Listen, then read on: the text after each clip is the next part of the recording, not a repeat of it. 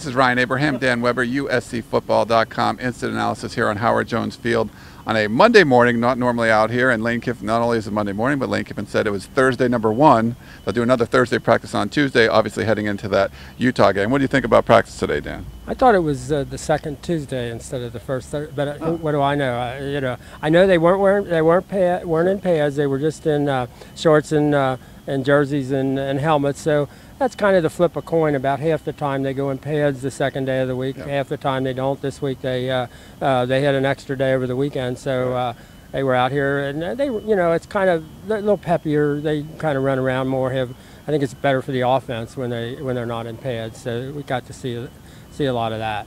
We get to talk to the defensive players today. Kevon Seymour was an interesting guy. Seemed to be getting a lot of reps in practice, and you got to talk to him afterwards. Yeah, I know.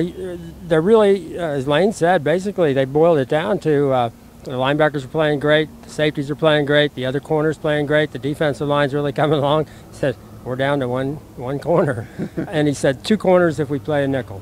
But he said that's we need consistency, we need guys there, if the play comes their way, and it's going to come their way because they're not throwing Nikel's way. Right. If it comes their way, they've got to make the play. And you need consistency, according to Marvin Sanders. They haven't been getting that. So, it certainly looks like, Kevon is going to get some opportunities. He likes, when you talk to him, you realize, he's 6 feet tall. He's a big corner.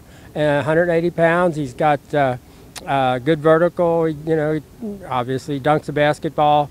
Got good recovery speed. I think his best 40 is a 4.39. So he's got a lot of measurables that are pretty good, and he's a confident kid.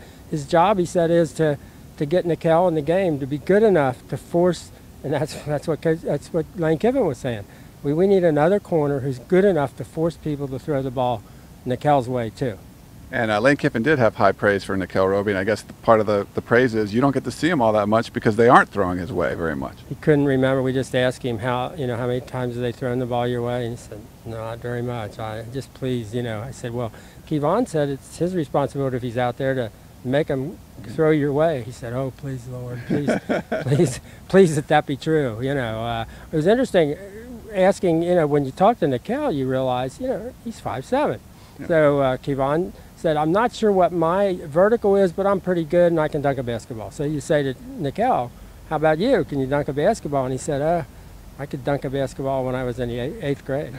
He won a slam dunk contest at high school. So when you look at kids and they're 5'7", you got to probably realize these are not normal kids. Yeah. They're not normal athletes. He said, oh yeah, since I was in the 8th grade.